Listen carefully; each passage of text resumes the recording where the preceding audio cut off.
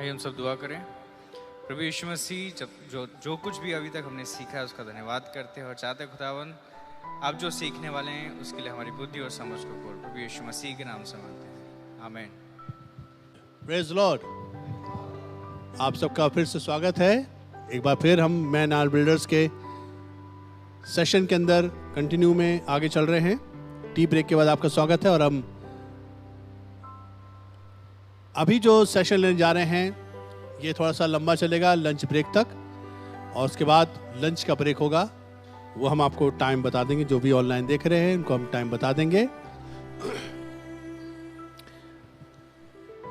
Continue करेंगे अपनी study को और बिलीव करता हूं कि ये मैसेज हम सब के लिए बहुत ज़रूरी उपयोगी है और हम सबको ब्लेस करेगा। मैं आपको बता रहा था कि आदम को खुदा ने कमांड दिया, हुक्म दिया, और हुक्म था वर्ड ऑफ गॉड। परमेश्वर ने आदम को कलाम दिया था। इस बात को लिखिए, नॉट टू ईव। कलाम वचन आदम के हवाले किया गया था, और हवा अभी पिक्चर में नहीं आई क्योंकि अभी हवा बनी ही नहीं है।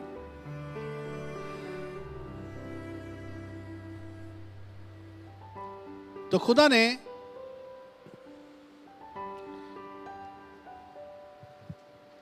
पांचवी चीज जो खुदा ने आदम के हवाले करी थी वो था वर्ड ऑफ गॉड।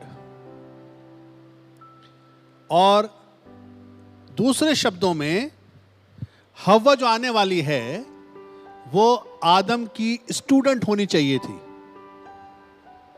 देखिए, ध्यान रखिए, पैटर्न क्या था। Adam should be a teacher and Eve should be a student.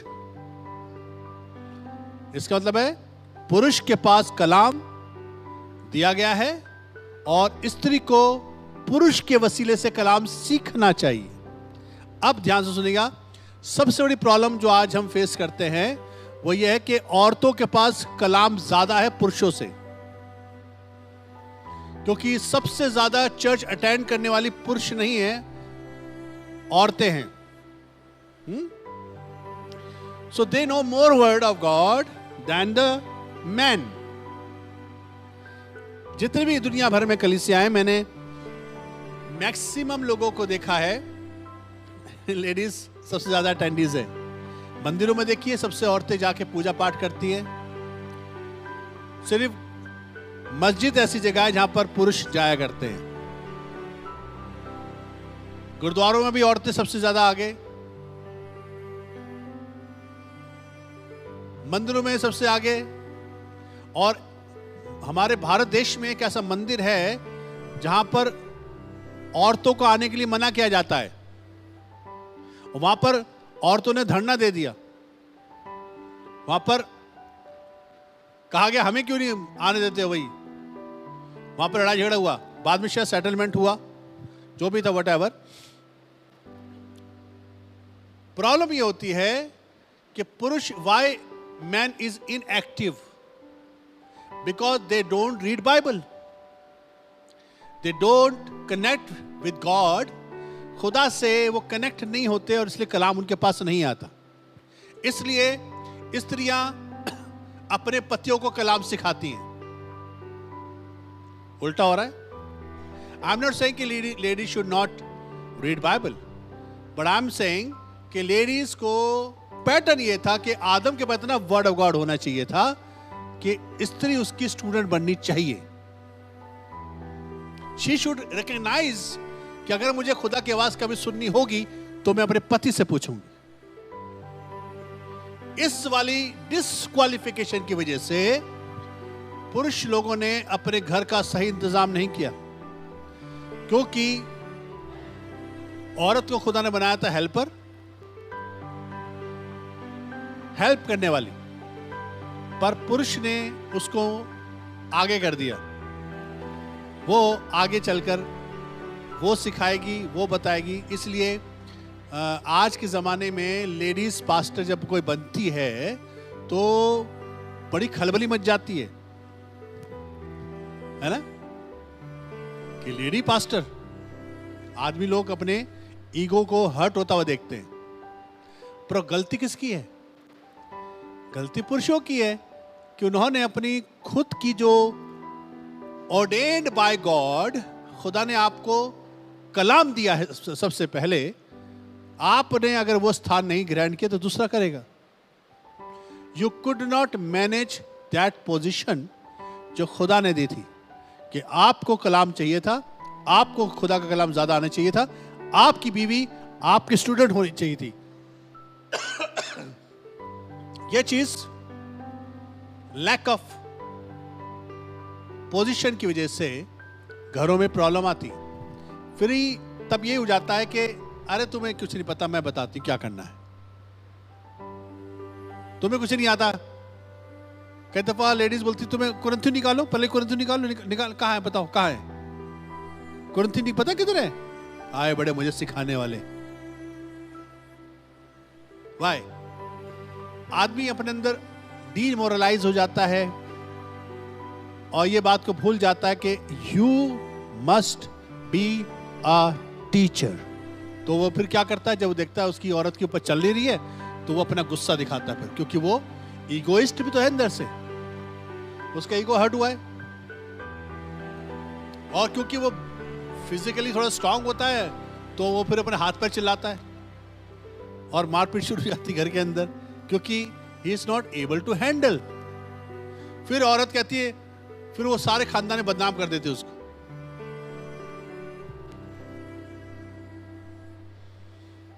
फिर शुरुआत होती है डिस्ट्रक्शन की, क्योंकि वंस यू आर डिफेम, आप जब बेइज्जत हो जाते हैं खानदान के अंदर, तो आप कहते हैं अब मैं बताऊंगा, अब मैं मजा चखाता हूं उसको, उसने मेरा ये करना, अब मैं बताऊंगा। तो वो क्या होता है फिर, ईगो अपना फीड करने के चक्कर में आदमी जो है दूसरे ट्रैक पे चल जाता है। गलती कहां थी, वापस जाइए रूट में। रूट में यह था कि आदम तेरे पास कलाम है, और जो आने वाली है दूसरे चैप्टर में वो तेरी स्टूडेंट होनी चाहिए। Praise the Lord, praise the Lord. इसलिए हम पुरुषों को वर्ड ऑफ गॉड की खूब ज्यादा अच्छी तालीम हमारे पास पर्सनल होनी चाहिए। बाइबल सिर्फ चर्च में लाने का एक लाइसेंस नहीं होना चाहिए कि हम चर्च जा रहे हैं तो बाइबल लेके जा रहे हैं। नो, इसी में रात दिन ध्यान दिए रहना। तो लिखा ना, व्यवस्था की पुस्तक तेरे चित्त से कभी उतरने ना पाए। इसी में क्या करना, रात दिन ध्यान देना, क्योंकि ऐसा करने से तेरे सब काम सफल होंगे। कौन से सब काम? घर के भी बाहर के भी सब सफल होंगे और तू प्रभावशाली बनेगा। You will influence your family. आपको और मुझको इन्फ्लुएंसर होने के लिए वर्ड ऑफ गॉड का गहराई में जाना जरूरी है। इसलिए आदम को क्या मिला था? कलाम। सबसे पहली चीज खुदा ने क्या दी? Presence of God. दूसरा दिया काम, वर्क। तीसरा बोला कल्टीवेट करना, केयर करना जमीन की। और चौथी चीज बोली गार्ड करना, प्रोटेक्ट करना, जो कुछ तेरे हवाले किया गया है प्रोटेक्ट करना, उसको मैनेज करना। और पांचवी चीज खुदा ने दी उसको, हुक्म, वर्ड ऑफ गॉड। ध्यान सुनेगा, पुरुष जो कुछ करता है उसी से देश चलता है। इसलिए शैतान पुरुष के पीछे पड़ा है। शैतान किसके पीछे पड़ा है? हव्वा के पीछे नहीं पड़ा है। हव्वा का तो वो इस्तेमाल करता है पुरुष को बिगाड़ने के लिए। ध्यान सुनेगा, devil is after man, mark my word. Devil is not after woman, devil is after man. पुरुष के पीछे शैतान पड़ा। क्या इस्तेमाल करता है? जितनी पोर्नोग्राफी होती है, अश्लील चित्र बनते हैं, अश्लील पिक्चरें बनती हैं, ब्लू फिल्म्स बनती हैं, किसके बिगाड़ने के लिए बनती हैं? पुरुष को बिगाड़ने के लिए।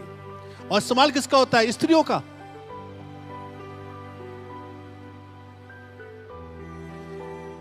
Praise the Lord.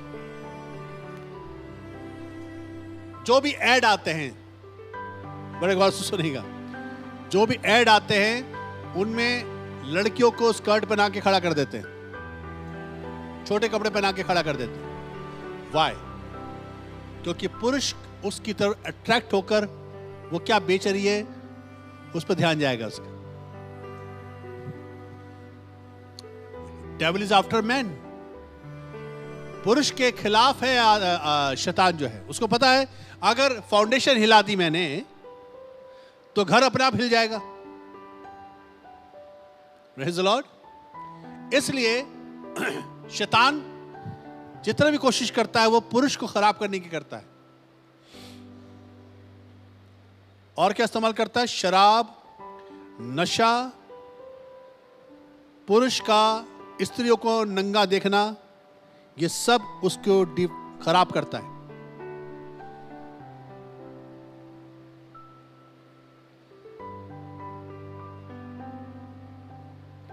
तो हु इज रिस्पॉन्सिबल?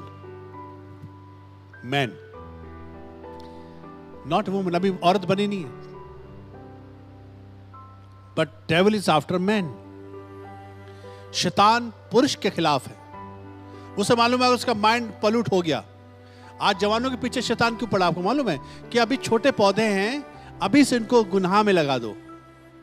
अभी छोटे ही होते हैं, 14-15 साल, 17-18 साल की उम्र होती है, पर गर्लफ्रेंड चाहिए उनको। औरत से पहले काम करो बेटा। बाइबल के मुताबिक man should work first, he should be in the presence of God first, he should be in the working position first. तब आप लड़की के या औरत को हासिल करने के योग्य बनते हैं। समझ में आ गई आपको बात? सो आपको शैतान क्यों खराब कर रहा है? पता है क्यों? क्योंकि उसको मालूम है अगर आदमी खराब हो गया तो देश खराब हो जाएगा, देश खराब हो गया तो सब खराब हो जाएगा। पुरुष खराब हुआ, समाज खराब हो जाता है। एक पुरुष, लिखा एक पापी बहुत सी भलाइयों को बर्बाद कर देता है। Devil is after man. इसलिए बाइबल में पुरुषों को बचाने के लिए यीशु मसीह ने जो शिक्षा दी थी, पता क्या दी थी? मैं आपको बताता हूं। जो कोई किसी स्त्री को कुदृष्टि से देखे, ये लिखा कोई औरत किसी पुरुष को कुदृष्टि, God is also after man. अगर ये बच जाएगा तो परिवार बचा लेगा। हालेलुया। तेरी आंख अगर धोखा दे, निकाल के फेंक दे, क्या मतलब है? चेंज योर आइडेंटिटी, अपनी तरीका जो जीने का उसको चेंज कर। जो अंग तुझे ठोकर खिलाए काट दे। क्यों? पुरुषों को खुदा चाहता है अपने पोजीशन को समझें।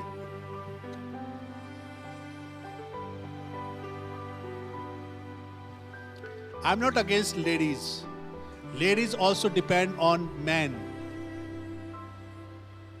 आपको मालूम है आगे चल के मैं बताऊंगा कि डाउनफॉल क्या हुआ, डाउनफॉल क्या हुआ यह भी आपको बताऊंगा मैं आगे।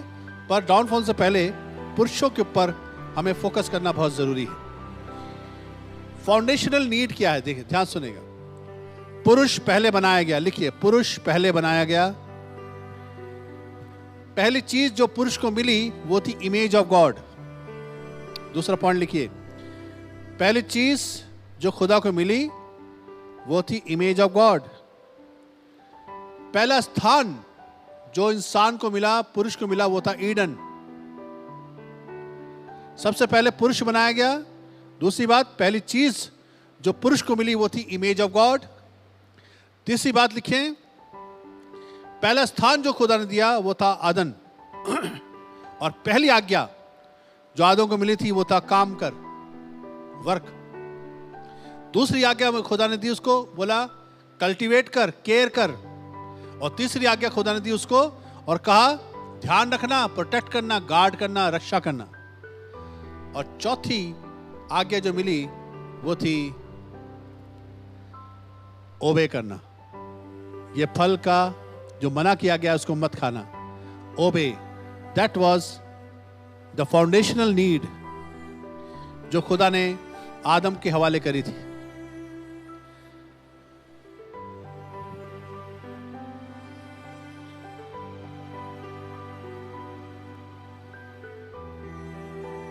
सुने गौर से, आदम को जब खुदा ने कहा काम कर, तो काम को हम लोग किस तरह से समझते हैं, मैंने आपको बताया था। काम को समझने का मतलब है कि जिस मकसद से खुदा ने बनाया वैसा फंक्शन करो। जैसे मछली को खुदा ने बनाया, तो जब मछली तैरती है तो क्या कर रही है? काम कर रही है। एंजॉय नहीं कर रही है उस वक्त, वो काम कर रही है, क्योंकि खुदा ने उसको इसके लिए बनाया था। She is swimming. अब क्या हो रहा है? वर्क हो रहा है। परिंदे खुदा ने बनाए, उड़ रहे हैं अगर, तो दे आर वर्किंग। पेड़ पौधे बनाए और उसमें से फ्रूट निकल रहा है, तो पेड़ पौधे वर्किंग। Praise the Lord. और अगर आदम को खुदा ने बनाया है, उसका वर्क कैसे पता चलेगा?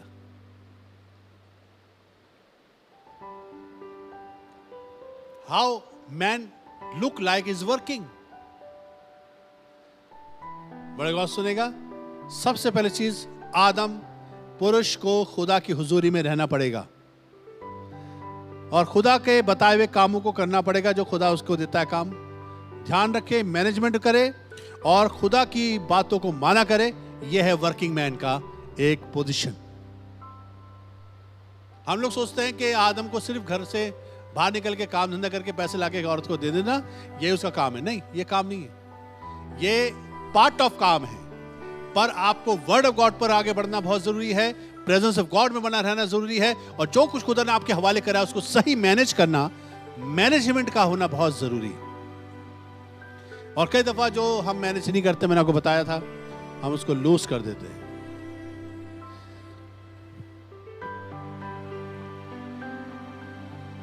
एक बार यीशु मसीह से कुछ लोगों ने पूछा कि अगर स्त्री का पुरुष के साथ ऐसा संबंध है तो छोड़ देना अच्छा है ना? ये सवाल पूछा था ना। तब यीशु मसीह ने उसके बारे में एक जवाब दिया था। मत्ती 19 अध्याय उसकी 7वीं और 8वीं आयत निकालेंगे। Matthew 19 chapter 7th and 8th verse. तब खुदा ने, अब मैं आपको थोड़ा सा डीप लेके जा रहा हूं, जो पुरुष के अंदर की चीजें हैं वो क्यों आज नहीं दिखाई देती, क्योंकि हमने ये वर्ड पर ध्यान नहीं लगाया जो खुदा यीशु ने डायरेक्शन दी थी। मत्ती 9:19 उसकी 7वीं 8वीं आयत पढ़ रहे हैं, और वहां क्या लिखा, पढ़ते हैं इसके बाद से। हाँ, उन्होंने यीशु से कहा, और फिर मूसा ने क्यों ऐसे ठहराया कि त्याग पत्र देकर उसे छोड़ दे। ऐसा क्यों ठहराया? आगे उसने उनसे कहा, मूसा ने तुम्हारे मन की कठोरता के कारण अपनी मूसा ने अपनी मन की तुम्हारे मन के, मूसा ने, याद है कि ना, मूसा ने, नॉट गॉड। उस जमाने में ऐसा होता था कि इतने ज्यादा कठोर लोग होते थे कि औरतों को मार दिया करते थे अगर उनके हिसाब से नहीं चलती थी। तब मूसा ने कहा, नहीं मारो नहीं यार, छोड़ दो।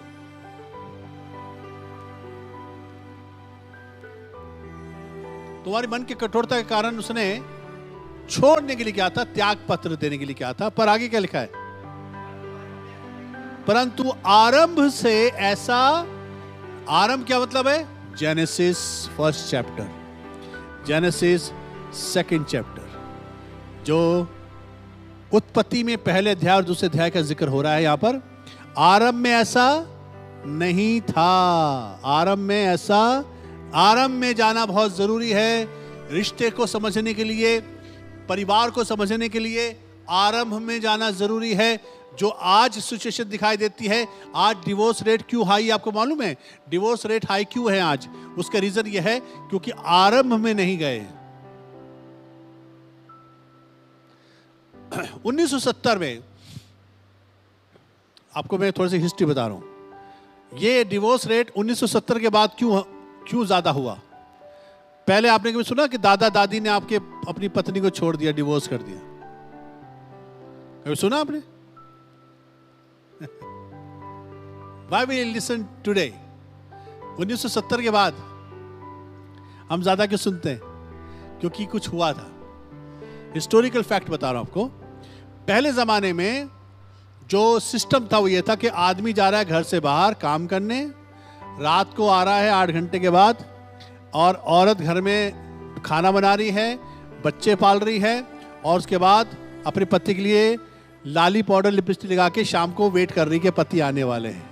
ये सिस्टम था, क्योंकि आदमी देखता था क्या ऐसे ऐसी गुजरी सी लग रही है तो वो पहले से मुझे तैयार हो जाए, पति आने वाले हैं, ठीक है ना। तो बेचारी बिल्कुल गेटअप होकर तैयार हो जाती थी, और उसके बाद पति आता था, उसको खाना खिलाती थी, और उसके बाद वो खाना खा के बिस्तर में जाते थे, जो भी करना होता था वो करते थे और फिर सो जाते थे। This was the life style. दोनों की आपस में रिस्पेक्ट थी।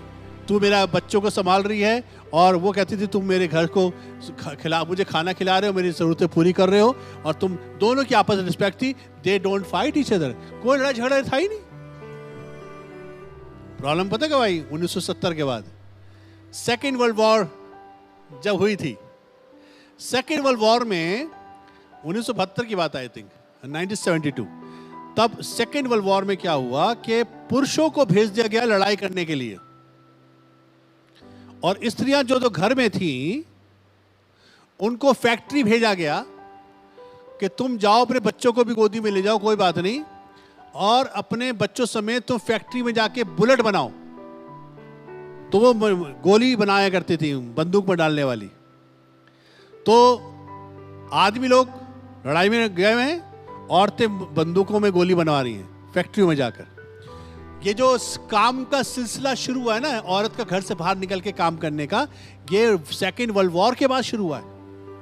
और जब क्या हुआ, तब औरतें, जब आदमी लोग लौट कर आए लड़ाई से, तो औरतें घर में थी नहीं, वो फैक्ट्रियों में काम कर रही थी। और जब वो घर में लौट कर आए तो उनको बड़ा अजीब सा हुआ, क्या रहा घर में तो माहौल ही खराब हो गया। औरत कहती मुझे सुबह जाना है, जॉब पर जाना है, अब उसको आदत पड़ गई, पैसा आ रहा है जॉब। पहले ऐसा नहीं था, आरंभ में ऐसा नहीं था, और इसलिए डिवोर्स रेट भी नहीं था। उसके बाद क्या हुआ, फिर उसके बाद जी औरतें काम करने लग गई, और काम करने के बाद अपने खुद के पैसे उनकी जेब में है। अब आदमी की सिक्योरिटी की उनको जरूरत ही नहीं है, वो अपनी खुद की गाड़ी खरीद लेती हैं, खुद का अपना मकान भी खरीद सकती हैं, और अपनी सब जरूरतें उनकी पूरी हो रही हैं। उनको आदमी की जरूरत है, आदमी के ऊपर उनका हमेशा से रूल करने की इच्छा जमीन शुरू से रही है। औरत हमेशा आदमी रूल करना चाहती, क्यों? क्योंकि उसको बुरा लगता है कि मैं उसकी सबमिशन में रहूं। Why she wants to be in that submission? Because the man is providing. अब वो खुद ही प्रोवाइड कर रही है, तो कहते हैं why need I man? मुझे क्या जरूरत है आदमी की? फिर This is the problem created. ये हिस्ट्री हमारी बताती है कि जब से औरतें काम करने लगी हैं, तब से लड़ाई झगड़े ज्यादा बढ़े हैं। ये फैक्ट है। आप बड़े गौर से सुनेगा।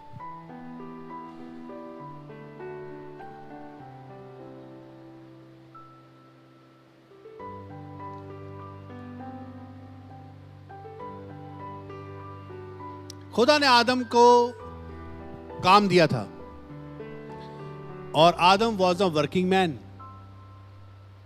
अब बड़े गौर से सुनेगा।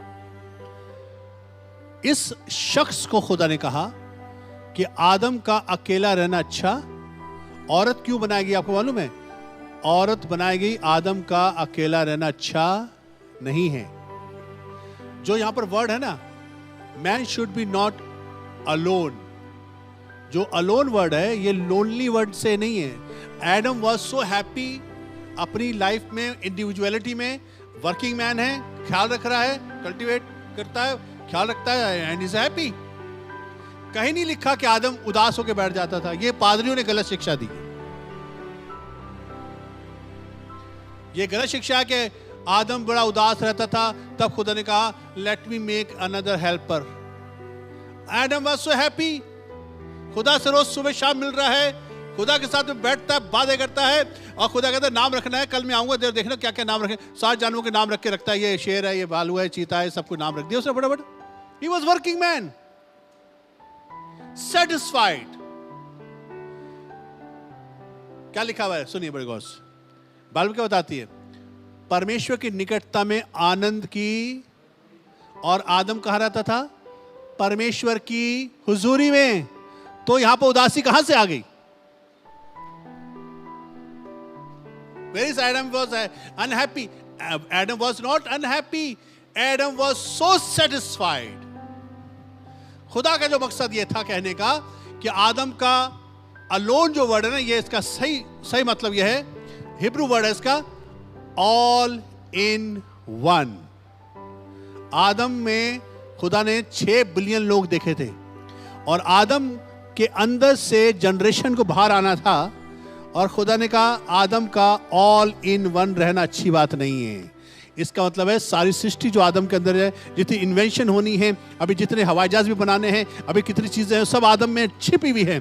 सब कुछ आदम से बाहर निकालने के लिए मुझे एक हेल्पर चाहिए। हवा का बनाने का मकसद आदम के साथ में टॉर्चर करना नहीं था उसको, बल्कि हवा का बनाने का मकसद यह था आदम में जो कुछ भी रखा हुआ है उससे तू बाहर निकाल। यह है काम औरत का। अगर वीमेंस कोई सुन रही हो तो बताना चाहता हूं, आपका काम है आदमी में जो पोटेंशियल छिपी हुई है उसको बाहर निकालो। पर अक्सर क्या होता है, कंडेमनेशन ज्यादा होता है। अरे तुम्हें कुछ नहीं पता, तुम क्या हो, अरे तुम्हें ये तुम्हारा वो, ऐसे ऐसे शब्दों का इस्तेमाल होता है। आदमी का जो मनोबल होता है वो टूट जाता है। अरे तुम्हारी बस की नहीं है कुछ। मेरे पापा थे जो, औरत अक्सर जब पापा और भाइयों का जिक्र करती है ना, आदमी के अंदर ऐसा लगता है कि क्या करूं मैं। सच्चाई बता रहा हूं मैं। अरे तुम मेरे भाइयों की तरह नहीं हो। ऐसे शब्दों का इस्तेमाल जब आदमी सुनता है ना तो दिल करता है कि अगर मुझे एक कत्ल करके सजाए मौत ना मिले तो सबसे पहले कत्ल मैं इसका ही करूंगा। This is the feeling. किसी ने कहा है I cannot live with you but I cannot kill you also. जैसा रह भी नहीं सकता और तुझे मार भी नहीं सकता। सोचिए कितनी पनिशमेंट वाली बात। पॉइंट कहने का यह है कि आदम में सब कुछ है, हवा को उसमें से बाहर निकालना था। और that was the work of Eve. आदम का अकेले रहना क्यों अच्छा नहीं है पता? क्योंकि आदम प्रेजेंस ऑफ गॉड में रहता है। आदम वर्किंग मैन है। आदम संभालने वाला है, रक्षा करना जानता है और वर्ड ऑफ गॉड उसके पास है। ऐसे इंसान के पास एक ऐसा शख्स होना चाहिए जो इसकी सारी क्वालिटी जो उसके अंदर है और ज्यादा मल्टीप्लाई करने के लिए हेल्प कर सके, ना कि इसको बर्बाद कर सके। इसलिए ऐसे आदमी को एक औरत की जरूरत है जो इसकी मदद कर सके। अब बड़े गौर से सुनेगा। अगर आदमी खुदा की हुजूरी में नहीं रहता और अगर आदमी काम नहीं करता और अगर आदमी संभालना नहीं जानता, अगर उसको केयर करने नहीं आती, कल्टीवेट करना नहीं आता और अगर उसके पास खुदा का कलाम नहीं है, तो ऐसे इंसान को अकेला रहना ही अच्छा है। ऐसे इंसान का अकेला रहना ज्यादा अच्छा, क्योंकि वो दूसरे की लाइफ बर्बाद करेगा। पर ऐसा इंसान जिसके पास खुदा का कलाम हो, ऐसा इंसान जिसके पास खुदा की हुजूरी हो, ऐसा इंसान जिसके पास काम हो और ऐसा इंसान जो समझदार हो कैसे कल्टीवेट करना है और कैसे मुझे रक्षा करनी है, ऐसे इंसान के साथ एक सहायक की सख्त जरूरत है। Hallelujah, praise the Lord. इसलिए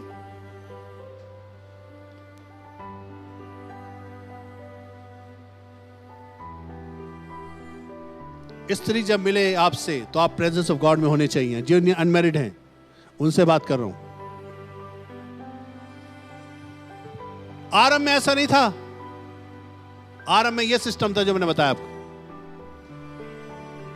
आज लड़ाई झगड़े क्यों हैं? क्योंकि आरंभ वाले सिस्टम में नहीं जा रहे हैं लोग।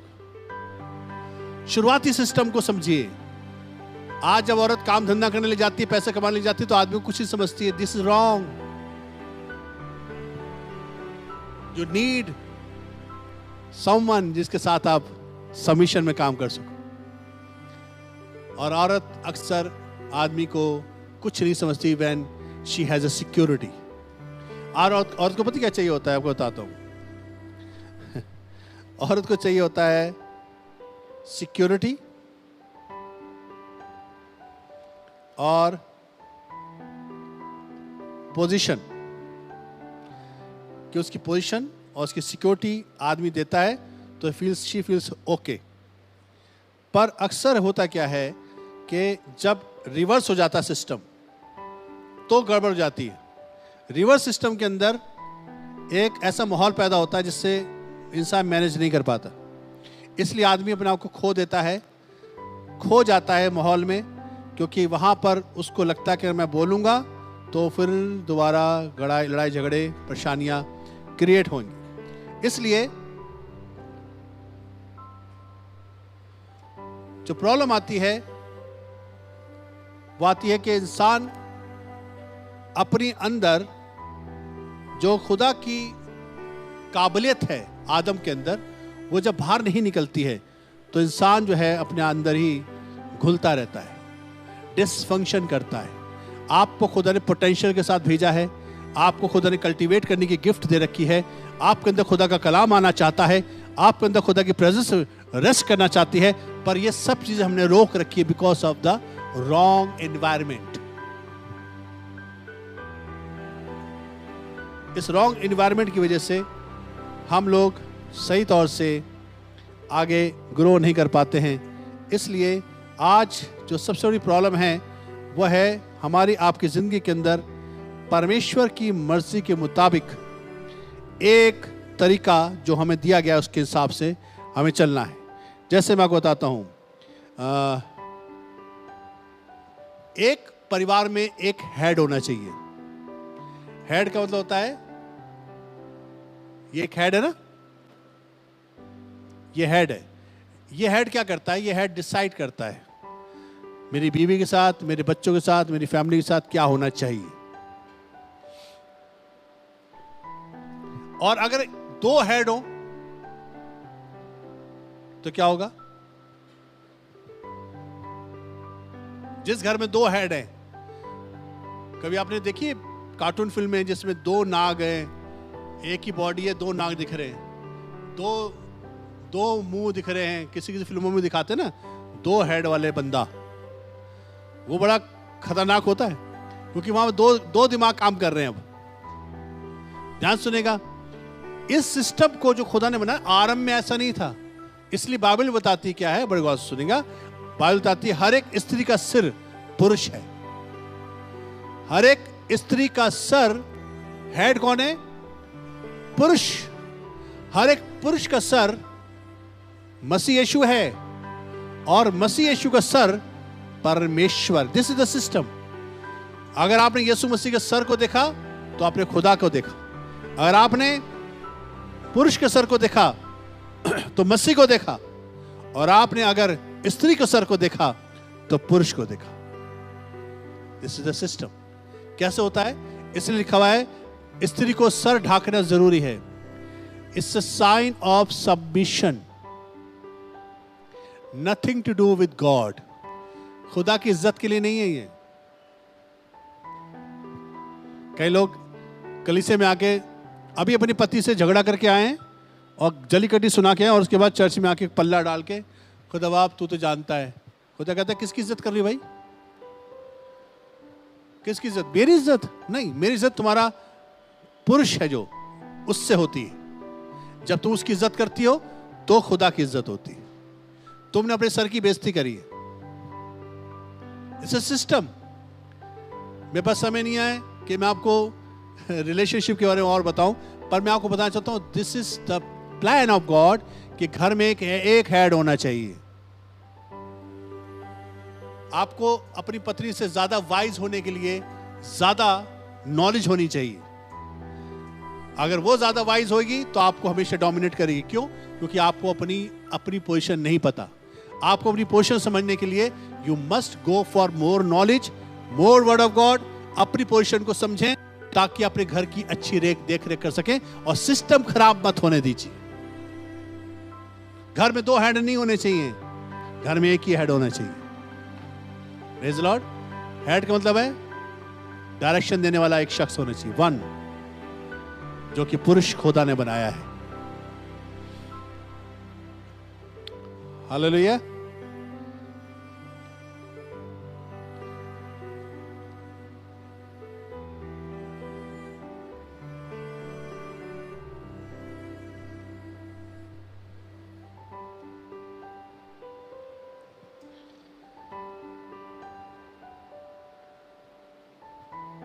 पहला कुरिन्थियों 11 उसकी 9वीं आयत पढ़ेंगे। 2-4 आयतें देख के मैं आगे लेके चलूंगा आपको। पहला करंथियों 11 अध्याय उसकी 9वीं आयत, क्या लिखा है? बड़े गौर सुनिएगा, ये वर्ड ऑफ गॉड के सिस्टम बता रहा हूं मैं आपको। This is the system in the word of God. आरंभ में क्या था वो सब लिखा हुआ है यहां पर। क्या लिखा, पढ़े सुनिए गौर से। पुरुष स्त्री के लिए नहीं सृजा गया। एक मिनट, क्लियर हो गया कि नहीं हो गया? बाइबल क्या बताती है? पुरुष स्त्री के लिए नहीं। आपकी लाइफ टोटल स्त्री की इर्द गिर्द घूम रही है, you are not functioning well. पुरुष कहीं और के लिए सृजा गया है।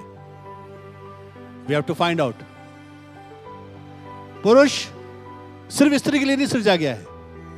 पुरुष खुदा की उस पोजीशन को हासिल करने के लिए सृजा गया है जो खुदा ने आदम के लिए बनाई थी। आगे सुनिए। हाँ,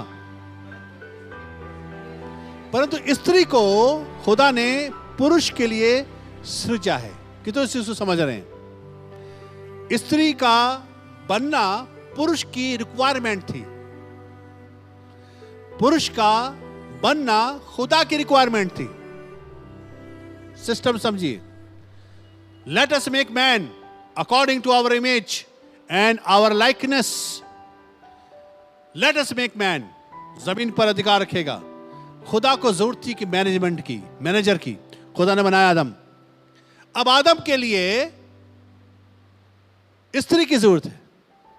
तब खुदा ने आदम को गहरी नींद में डाल दिया और स्त्री बनाई, उसी के अंदर से निकाली। अब बड़े गौर से सुनेगा। आदम कहां से निकला? आदम को कहां से निकाला गया है? आपको नहीं पता तो समझा देता हूं। आदम खुदा में से निकला, क्योंकि जब खुदा ने मछली बनानी थी तो उसने पानी से बोला कि पानी में तरह तरह की मछलियां हो जाएं। जब खुदा को परिंदे बनाने थे तो उसने कहा आकाश के अंदर ऐसे ऐसे परिंदे हो जाएं। जब खुदा को पेड़ पौधे बनाने थे तो उसने कहा भूमि पर तरह तरह के बीज के फल और पेड़ पौधे बन जाएं। और जब खुदा को इंसान बनाना था तब उसने कहा आओ हम। खुदा को बोलने की क्या जरूरत थी? क्योंकि खुदा जब बोलता है वैसा होता है। उसने कहा लेट अस मेक मैन, बोला उसने, अपने आप से बात करी, आओ हम इसको बनाएंगे। तो आदम कहां से निकला? आदम खुदा से निकल गया। Praise the Lord. और जब हव्वा बनाई गई तो खुदा ने आदम में से निकाला उसको। तो हम जो है, आदम जो है वो किसको सोर्स मानेगा अपना? आदम किसको सोर्स मानेगा?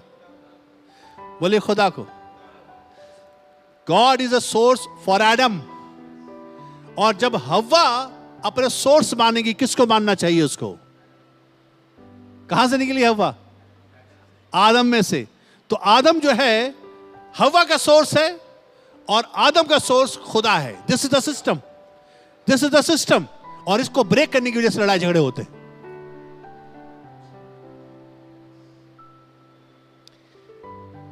सुनिए मेरे गौर से। आदम या पुरुष को सेक्स के अलावा एक और चीज चाहिए होती है। सेक्स कोई बुरी बात नहीं है। इसके अलावा एक और चीज चाहिए होती, जिसको वो कंफ्यूजन में जानता नहीं है पर वो चाहता वही है। एक चीज चाहिए होती है, ओनली वन थिंग। आदम को या पुरुष को औरत से बहुत ज्यादा नहीं चाहिए होता। एक सेक्स चाहिए होता है और दूसरी चीज रिस्पेक्ट चाहिए होती है। लिख लीजिए, रिस्पेक्ट।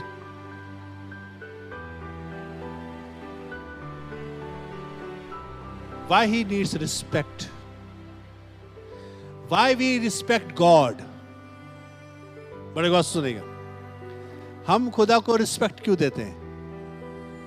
बोली वो हमारा सोर्स है। सोर्स का मतलब होता है nourisher, protector and provider. God is our source. अब्बा फादर हम बोलते हैं उसको अब्बा। अब्बा का मतलब होता है source. Is a Hebrew word. अब्बा मीन्स सोर्स, स्रोत। हम अपने खुदा को अब्बा कहते हैं, लेकिन हम उसे हे अब्बा, हे पिता कह के पुकारते हैं। Why? Because he is our source. बड़े गौर से सुनेगा। अब ये सिस्टम ब्रेक होने की वजह से गड़बड़ होती है। हव्वा का सोर्स कौन है? जैसे खुदा को हमारी रिस्पेक्ट चाहिए, ऐसी आदम को औरत से रिस्पेक्ट चाहिए। I am source for my wife. It's a system. और जब भी कोई औरत इस सिस्टम को ब्रेक करती है,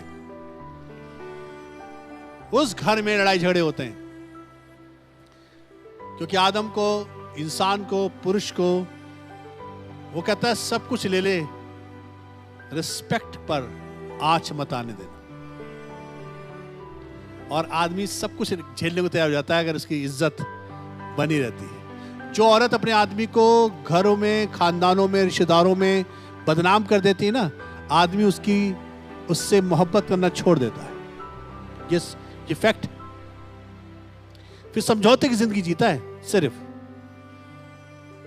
क्योंकि उसको अपनी इज्जत का ख्याल होता है। कहता है चलो कोई नहीं, झेलना पड़ेगा अब तो। तभी लोग ज्यादातर अफेयर चलाते हैं बाहर, क्योंकि घर में रिस्पेक्ट की कमी होती है।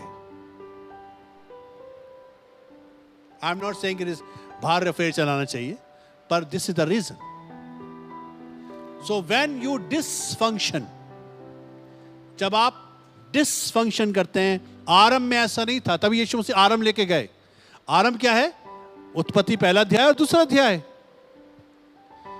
आदम का सोर्स बनकर रहना जरूरी है।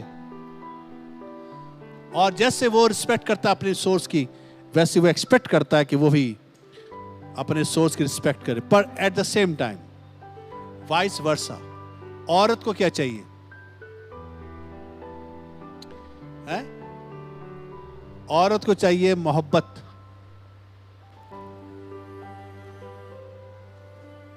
आदमी को चाहिए रिस्पेक्ट। आदमी को मोहब्बत नहीं चाहिए। ध्यान से सुनेगा। इसलिए बाइबल कभी नहीं कहती औरत को खुद आदमी से मोहब्बत करनी चाहिए। औरत, ये जरूर लिखा हुआ है कि आदमी को औरत से प्यार करना चाहिए। Love your wife as Christ loves his church. Praise the Lord.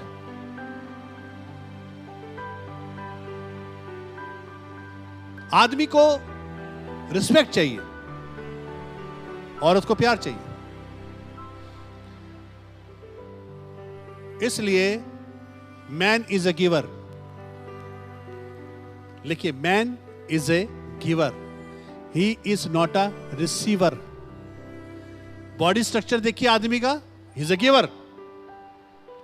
औरत के बॉडी स्ट्रक्चर देखिए, she is a receiver. She receives and man gives. आदमी देने वाला है और स्त्री रिसीव करती है। इसलिए जब लेडीज को कोई गिफ्ट देते हैं तो शी फील्स गुड।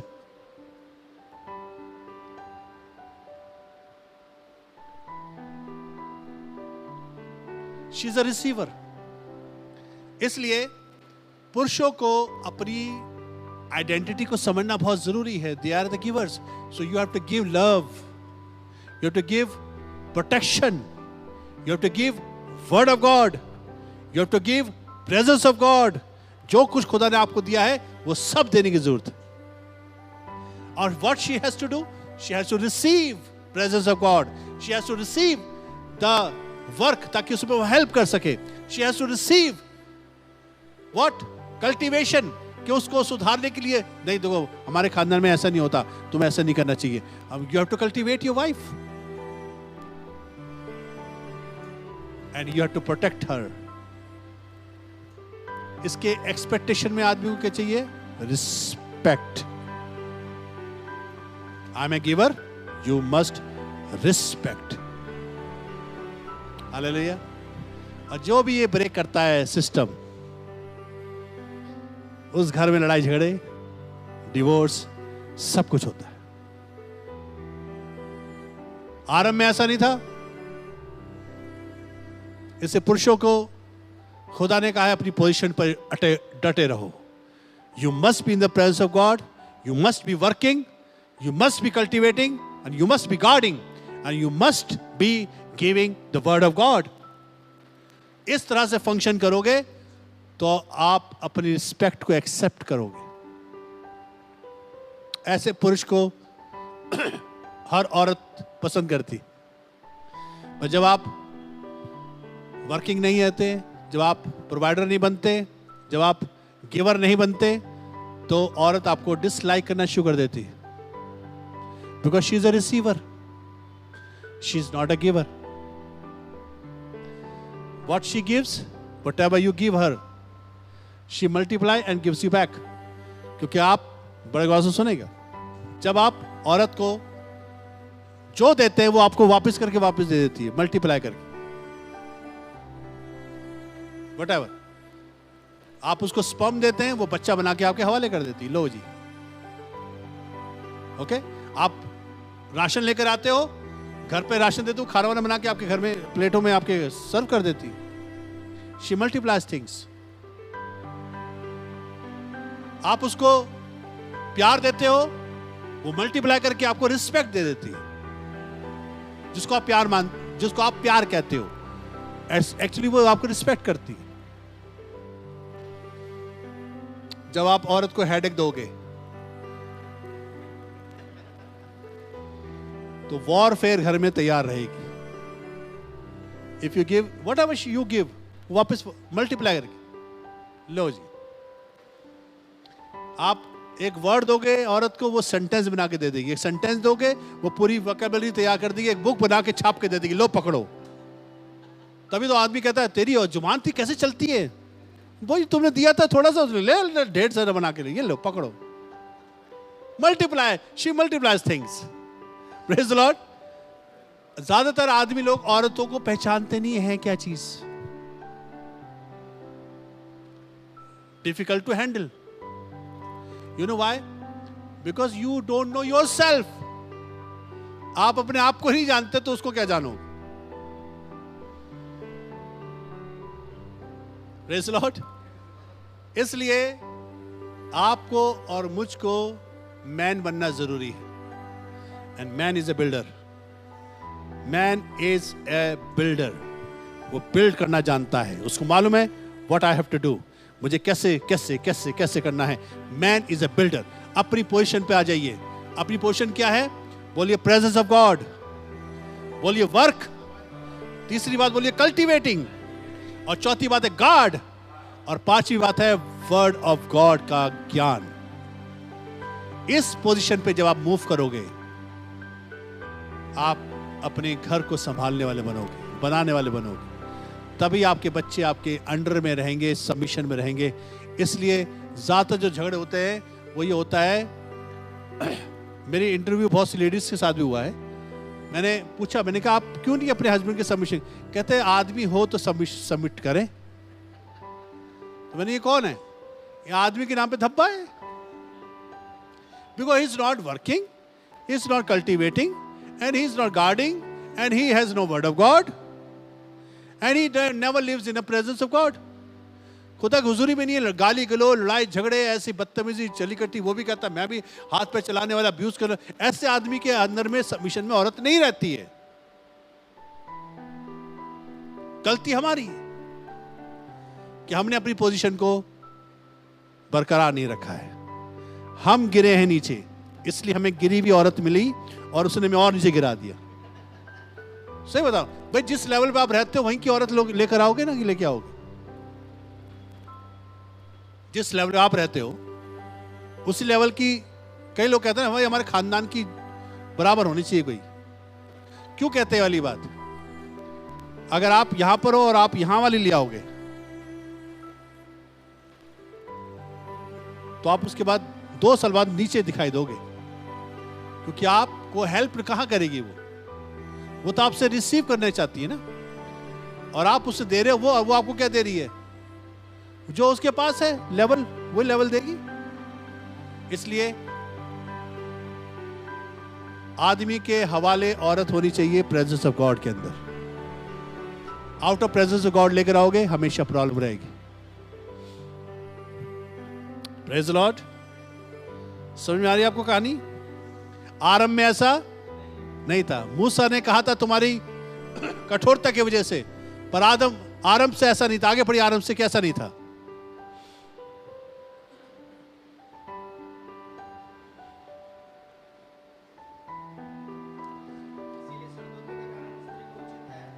हाँ,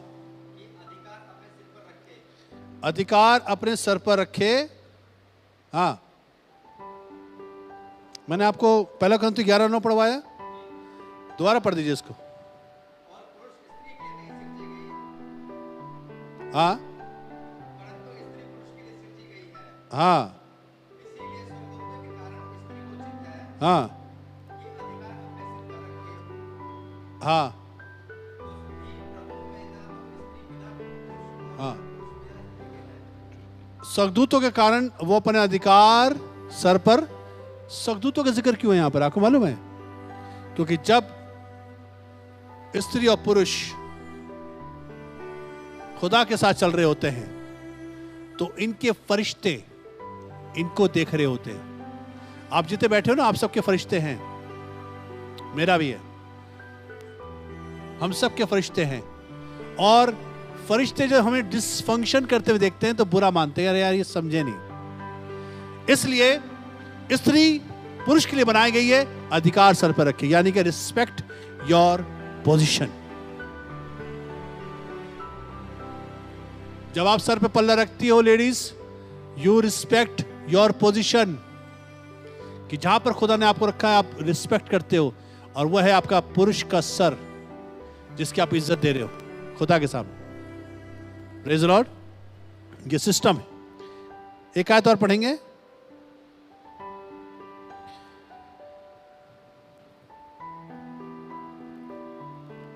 पहला तिमोथी 2:13 और 14 और 15 आयत। फर्स्ट तिमोथी 2:13, 14, 15 आयत। हाँ,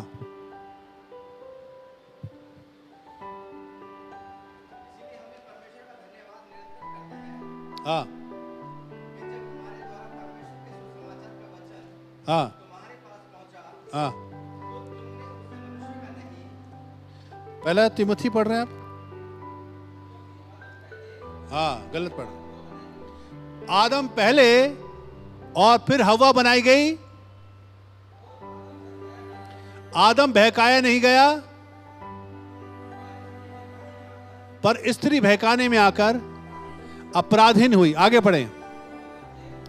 तो भी बच्चे जनने के द्वारा उद्धार पाएगी। अपराधीन हो चुकी है, पर बच्चे जनने के द्वारा उद्धार पाएगी। क्यों लिखा है ऐसा, आपको मालूम है? खुदा ने औरत को शैतान से बदला लेने का अधिकार दिया यहां पर। बड़े गौर से सुनिए, I am talking about the family. हमारा पर्पस जो है हस्बैंड वाइफ का मिलकर है। और क्या लिखा हुआ है? और स्त्री बच्चे जनने के द्वारा उद्धार पाएगी। यानी कि खुदा चाहता है बच्चे पैदा हों, और मलाकी 2:15 के हिसाब से लिखा है, और वो खुदा के लायक बच्चे पैदा हों। कौन से बच्चे हों? खुदा के लायक। कौन से होंगे? जो उत्पत्ति 3:15 के हिसाब से खुदा ने कहा था, मैं तेरे वंश में और स्त्री के वंश में पैर उत्पन्न करूंगा, और वो तू उसके एड़ी को डसेगा और वो तेरे सर को कुचलेगा। सर को कुचलने वाले बच्चे जब औरत जन्म देती है, तब खुदा कहता है दैट्स माय फैमिली, ये मेरा परिवार है। क्यों? क्योंकि इसने ऐसे बच्चे पैदा करे हैं जो सर को कुचलने वाले हैं शैतान के।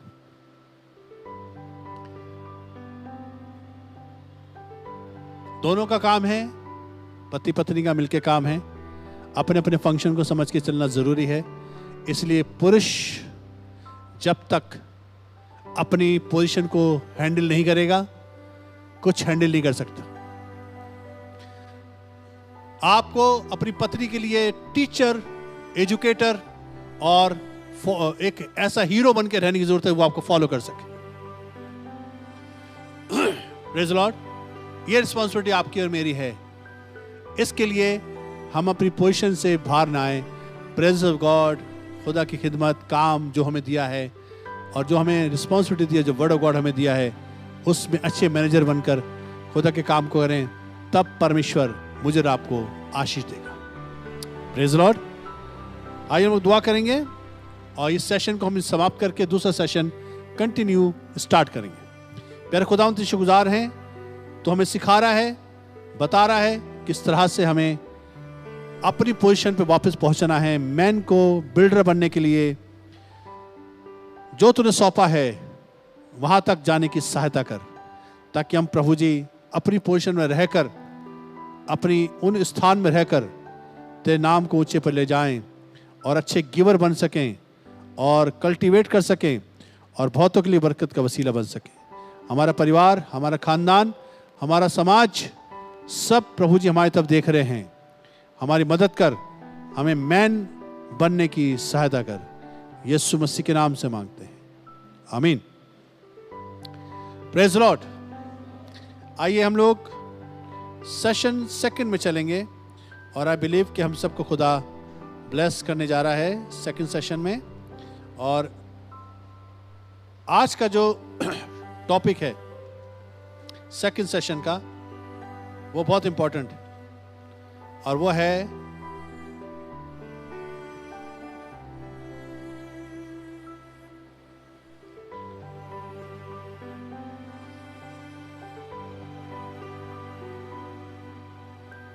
सोर्स। लिखिए सोर्स। मैंने हिंट आपको पिछले मैसेज में दिया है, सोर्स। एक और नीचे लिखिए अब्बा, फादर एंड सोर्स। ये तीनों एक ही शब्द हैं, अब्बा, फादर एंड सोर्स। ये जो अब्बा, फादर, सोर्स है, जो ये हमें आज समझना पड़ेगा, क्योंकि हम अगर इस वाले अंदर डीप नहीं गए तो हमें बहुत सी चीजें समझ में नहीं आएंगी। हम जितने पुरुष हैं सब अब्बा हैं, हम सब फादर हैं, हम सब सोर्स हैं। सो सोर्स को रिसोर्स तक कैसे जाना है, सोर्स का रिसोर्स तक पहुंचने के लिए जो रास्ता है उसको हम तय करेंगे आज। कई दफा हम सोर्स तो हैं बट हम रिसोर्स तक नहीं जा पा रहे हैं, और इसलिए रिसोर्स सोर्स को टच नहीं कर पा रहा है। इसके लिए एक आयत में चाहूंगा आप निकालेंगे, मलाकी की किताब में मिलेगी आपको। मलाकी की किताब, उसका 4था अध्याय, 5वां और 6ठा वचन, जिसको हिंदी में इतना खूबसूरत नहीं लिखा गया है, पर फिर मैं चाहता हूं हिंदी पढ़ लें। पर इसका सही ट्रांसलेशन जो है वो इंग्लिश में है, और किंग जेम्स वर्जन में अगर आप पढ़ेंगे या न्यू किंग जेम्स वर्जन में पढ़ेंगे तो भी आपको समझ में आएगा। पर यहां पर हिंदी में लिखा हुआ है 4थी अध्याय की 5वीं और 6ठी आयत मलाकी की हम पढ़ने जा रहे हैं। क्या लिखा है? देखो, यहोवा के उस बड़े और भयानक दिन आने से पहले की बात हो रही। सुनिए गौर से, कौन सा है वो दिन? ये वो दिन है जब खुदा जमीन के ऊपर अपने बेटे को भेजकर किंगडम ऑफ गॉड को जमीन पर स्टैब्लिश करेगा। उस बड़े और भयानक दिन आने से पहले का काम है। बोलिए पहले। मैंने अभी इससे पहले सेशन में आपको बताया था आरंभ से बात क्या थी। अब मैं बता रहा हूं फ्यूचर में जो होने वाला है उससे पहले क्या होगा। क्या लिखा है? पढ़ें। मैं तुम्हारे पास एलिया नबी को भेजूंगा, वो माता पिता के मन को उनके पुत्रों की ओर और पुत्रों के मन को उनके माता पिता की ओर फेरेगा। ये मनों की बात हो रही है, यानी कि दिलों की बात हो रही है कि बच्चों की तरफ माँ बाप का मन, बच्चों की तरफ और बच्चों का मन माँ बाप की तरफ, यानी कि डिसफंक्शनल फैमिलीज होंगी। इसका मतलब क्या है? अंत के दिनों में सब अपने मन की मर्जी से चलेंगे, ना औरत आदमी के सबमिशन में होगी, ना आदमी औरत के साथ में जुड़ा होगा, और ना ही बच्चे माँ बाप को एडमायर करेंगे, बच्चे भी अपने रास्तों पे चलेंगे। डिस्टर्ब परिवार का यहां जिक्र है, ध्यान सुनेगा, ये रेवोल्यूशन है, बड़े ध्यान सुनना बहुत जरूरी। अंत के दिनों में डिस्टर्ब परिवार होंगे, डिसफंक्शनल फैमिलीज होंगे, जिनमें बच्चे अपनी मन मर्जी करेंगे, बीवी आदमी के सबमिशन में नहीं होगी, आदमी औरत से प्यार नहीं करेगा। This will be the family. और खुदा क्या कहता है कि मेरे आने से पहले एक रेस्टोरेशन होना जरूरी है, और वो है फैमिली का रेस्टोरेशन। बोली परिवार, बोली फैमिली। अभी हमने बात की थी इंडिविजुअलिटी की पहले सेशन में, हमें अकेले खुदा ने फाउंडेशन बनाया, ये सब चीजें हमारे हवाले करी, 5 चीजें, और कैसे हमें अपने परिवार में, फैमिली में इंपार्टेशन करनी है। फर्स्ट सेशन हमने ये देखा। सेकंड सेशन में है कि नाउ द होल फैमिली का रेस्टोरेशन कैसे होगा, और इसमें सबसे प्राइम जो वर्क है वह है फादर का। व्हाट यू आर, आप फादर हैं। इसके लिए मैंने इंग्लिश में इसको पढ़ दूंगा ताकि आपको पता चले कि एग्जैक्ट मतलब जो इस आयत का है वो क्या है। लिखा है Malachi 4 chapter 5th and 6th verse, He shall turn the heart of the fathers to the children। यहां पर मदर नहीं लिखा हुआ, देखिए एग्जैक्ट जो ट्रांसलेशन है मदर इसमें नहीं है, because why mother is not there मैं आपको बताऊंगा। He shall turn the heart of the fathers to the children and the heart of the children to their fathers, lest I come and smite the earth with a curse। खुदा कहता है इससे पहले कि मैं आऊं और श्राप दे दूं, पहले परिवार का रेस्टोरेशन होना जरूरी है, और इसमें प्राइम जो वर्क है वो है father towards the children and the children towards the father. इसका मतलब है रीयूनिटी या रीयूनियन का अंत के दिनों में काम होना जरूरी है। हम लोग सोचते हैं यीशु मसीह बस आ जाए, यीशु मसीह कहता है ये वाला काम तो हुआ नहीं अभी, कि मेरे आने से पहले तो ये वाला काम होगा। बहुत सी चीजें हैं यीशु मसीह आने से पहले, तब लिखा हुआ है कि वो यीशु मसीह जो है पिता के दाहिने बैठा हुआ है, और जब तक सब चीजों का सुधार ना हो जाए नीचे नहीं आएगा वो। तो सुधार कार्य में फादर का चिल्ड्रन की तरफ और चिल्ड्रन का फादर की तरफ होना जरूरी है। जितने भी यहां बैठे हुए हैं मुझे मिला के we are all the source, we are the fathers. हम लोग पिता हैं, और आप कहेंगे अभी तो हमारी शादी नहीं हुई, पर आप अंदर से पिता हैं, your father. One day you will become your biological father और spiritual father. God will make you something because you are a father. और इसके लिए हमें यह सिस्टम समझना बहुत जरूरी। अंत के दिनों में फादर का रोल होगा, वो चिल्ड्रन की तरफ दिल जो टूटा हुआ है वो उधर फेरेगा, और चिल्ड्रन का दिल जो पिता के लिए टूटा हुआ है उधर खुदा रिस्टोर करेगा। तो this will be the union of the family. Father का मतलब क्या होता है सुनिए, लिखिए। फादर का मतलब होता है nourisher, protector, provider, giver, responsible. Many many responsibility father की है।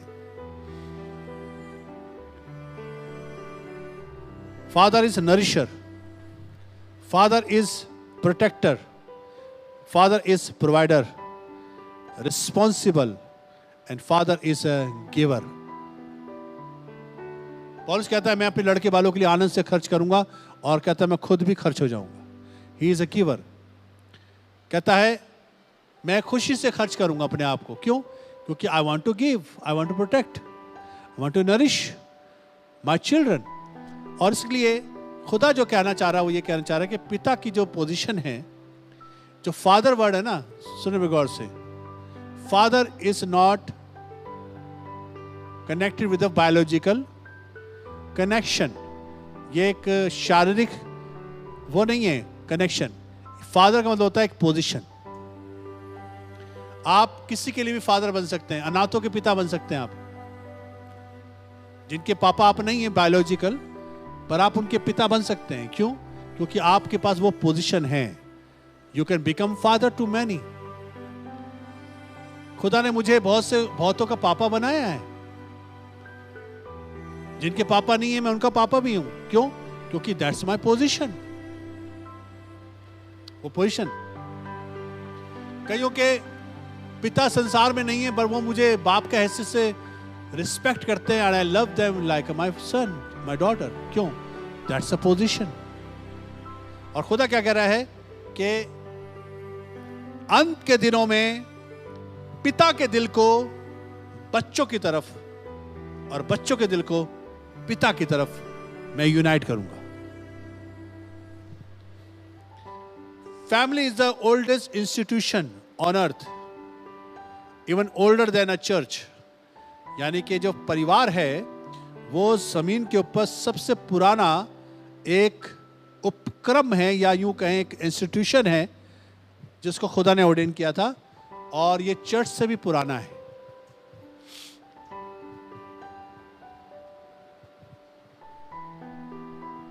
मैंने आपको बताया था नीति वचन 24 उसकी 3-4 आयत आप लिख सकते हैं। लिखा हुआ है घर बुद्धि से बनता है। हम बात कर रहे हैं अब परिवार की। घर किससे बनता है? बुद्धि से बनता है, समझ के द्वारा स्थिर होता है, और ज्ञान के द्वारा कोठरियां उत्तम पदार्थ से भर जाती हैं। इसमें 3 चीजें हमने देखी परिवार में, फाउंडेशन में, और वह है नॉलेज, अंडरस्टैंडिंग एंड विजडम। ये 3 चीजें बाप के पास होनी बहुत जरूरी है। इसी से घर बनेगा। बच्चों को अंडरस्टैंडिंग के साथ, विजडम के साथ, नॉलेज के साथ नरिश करना है, प्रोटेक्ट करना है, गाइड करना है, और उनकी लाइफ के अंदर रिस्पॉन्सिबल बनना है। ये 3 चीजें बड़ी जरूरी एलिमेंट है फैमिली बनाने में। घर किससे बनता है? बुद्धि से, और ज्ञान के द्वारा कोठरी अच्छे बाजार से बनी, यानी कि नॉलेज भी चाहिए, और अंडरस्टैंडिंग से स्थिरता आती है। यानी कि घर जो है स्थिर होता है when you have a understanding. नीति वचन 4:7 लिख सकते हैं। वहां पर लिखा हुआ है wisdom is supreme. Wisdom is supreme. बुद्धि श्रेष्ठ है।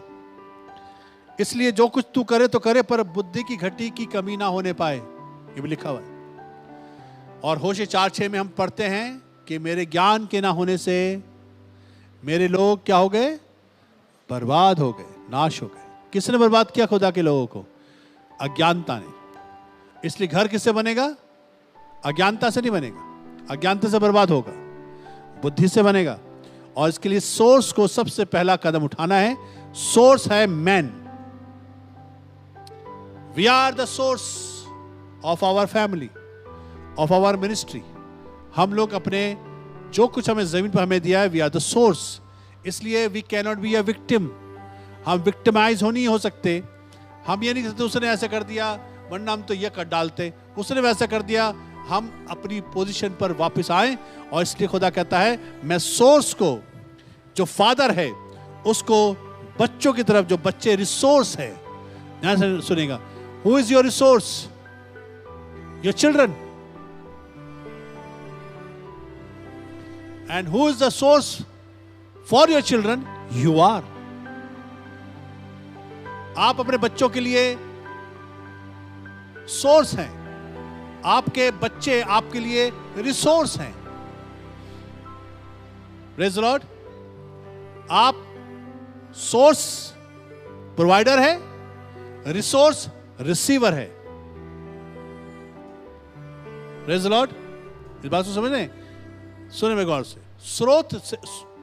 कितने लोग जानते हैं पानी का सोता होता है, उसको हम स्रोत भी बोलते हैं। कहां से निकल रहा पानी? पहाड़ों से। दैट इज स्रोत। पानी कहां जा रहा है? नदियों में, है ना? नदियों से पानी हमारे घरों में आते हैं साफ सुथरा होके। So who we are the receiver from the स्रोत। Praise Lord, praise Lord. इसलिए आपको और मुझको अपने परिवार के लिए स्रोत बनना जरूरी है। We are the provider. हम रिसोर्स तक पहुंचने के लिए, और रिसोर्स का काम क्या है? स्रोत से जुड़े रहने के लिए। दोनों का मिलके काम। ओके, 3 चीजें मैंने बताई आपको। Knowledge, understanding, wisdom. ये हमारे घर को बनाती है। अज्ञानता हमारे घर को तोड़ देती है। इसे लिखा हुआ है, हर एक और मूर्ख औरत अपने घर को बर्बाद कर देती है, और अक्लमंद औरत अपने घर को बना लेती है। बनाने के लिए बुद्धि चाहिए और तोड़ने के लिए जुबान चाहिए। सिर्फ क्या चाहिए? जुबान काफी है। पर अक्लमंद औरत अपने घर को बनाती है और बेवकूफ उसे तोड़ देती है अपनी जुबान से। ये लिखा नहीं है वहां पर, ये मैं अब तो ऐड कर रहा हूं क्योंकि मैंने पता है। 34 साल से मैंने जितने भी घर टूटते हुए देखे, जुबान से टूटते हुए देखे। हर गूंगी औरत का घर बना रहता है, आपको मालूम है?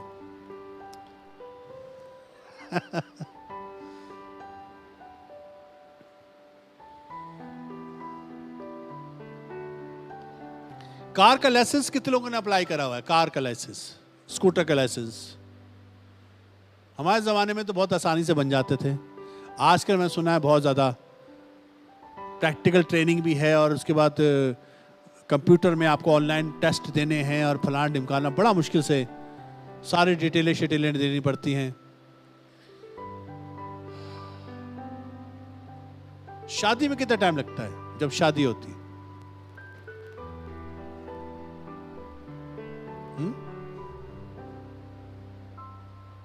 15 मिनट, मैक्सिमम आधा घंटा सेरेमनी में। इसलिए शादी हमारी ज्यादा टिक नहीं पाती है, हमारी कार ज्यादा टिक जाती है। आज के जमाने में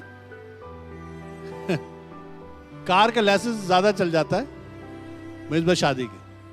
जो इसका पीछे रीजन है, क्योंकि कार का लाइसेंस के लिए गवर्नमेंट कहती है हम तुम्हें अलाउ नहीं करेंगे कि हमारे देश में तुम गाड़ी चलाओ without training, without teaching, without जितने भी साइन होते हैं उसको समझने के लिए सब लिखा जाएगा।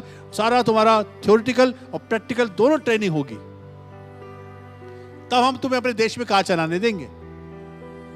शादी में ऐसा नहीं होता।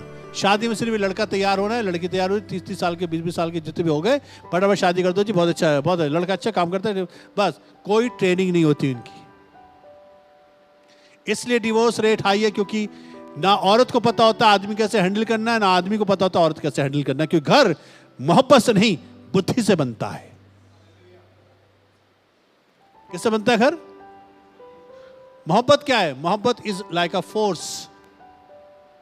जिस औरत को नहीं पता जुबान का कैसे इस्तेमाल करना है, जिसको नहीं पता अपनी सास के साथ व्यवहार करना है, जिसको ये नहीं पता अपने पति को कैसे हैंडल करना है, वो अपने घर बर्बाद कर देती है। Because she is not trained.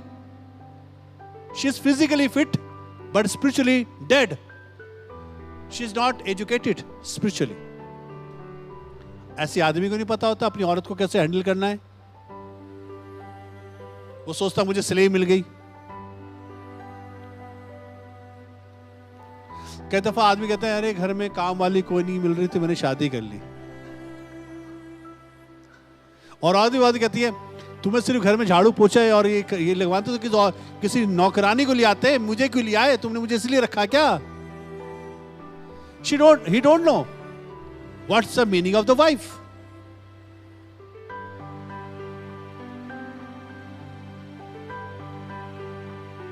इसलिए विदाउट ट्रेनिंग जो भी शादी करते हैं, इसलिए मैं कहता हूं, मेरा सजेशन होता है जितने भी लोग शादी करते हैं, कम से कम दूल्हा दुल्हन मेरे पास आके 1 या 2 क्लास जरूर ले लें। I will teach you. क्योंकि बाद में लड़ोगे और बाद में बोलोगे भाई साहब दुआ कर दीजिए, हमें बहुत मारते हैं। पिट क्यों रही हो? तुम्हें पता नहीं कैसे? एक औरत ने बहुत अच्छा खाना बनाया, खूब टेस्टी खाना बनाया और बहुत बढ़िया बढ़िया टेबल सजाई, कोरमा बिरयानी ये वो सब बना बुनू कर। आदमी आ गया, बैठ गया, औरत उसकी सास आ गई, सब लोग बैठ गए टेबल के आगे और उसने खूब टेस्टी खाना बनाया। और उसके बाद वो कहती लो थूर लो।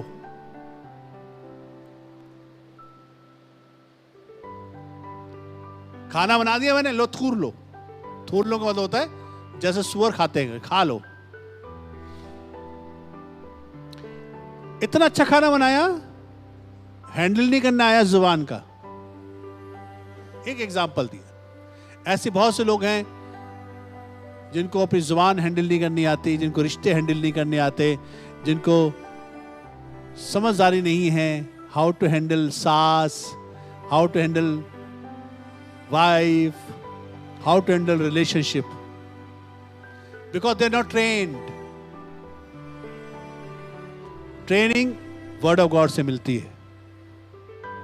कहां से मिलती है?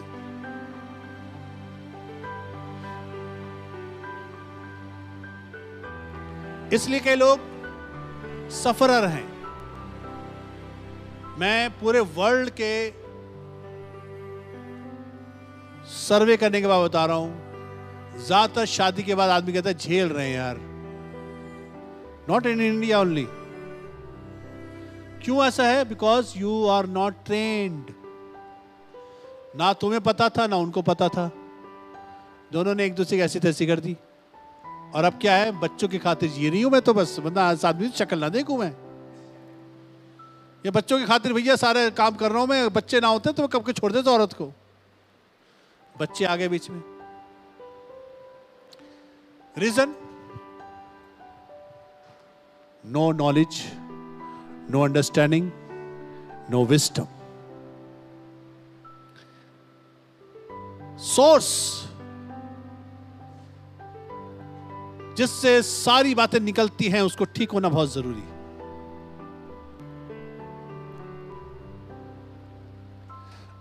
कई लोग कहते हैं हमने तो अपनी औरत को ऐसे दबा के रखा हुआ, बिल्कुल चू करके दिखा दे जरा से। ओके बेटा, एक वक्त है, वो भी वेट कर रही है कि किसी दिन बागडोर मेरे हाथ में आएगी, फिर मैं ऐसी चू चू निकालूंगी इस आदमी की।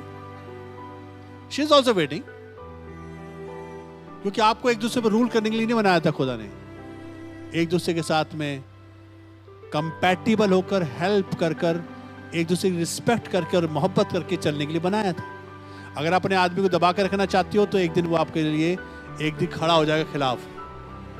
One day he is also waiting for one day. एक दिन का वेट कर रहा है वो भी। सो आरंभ में ऐसा नहीं था, आरंभ में जैसा था वैसे ही चलना पड़ेगा। Praise the Lord. ये शिक्षा मैं आपको इसलिए दे रहा हूं ताकि आपको और मुझको पता रहे कि हमारी परिवार के लिए जो रिस्पॉन्सिबिलिटी है वो है नॉलेज, अंडरस्टैंडिंग एंड विजडम के साथ सोर्स बनने की पड़ेगी, जरूरत है।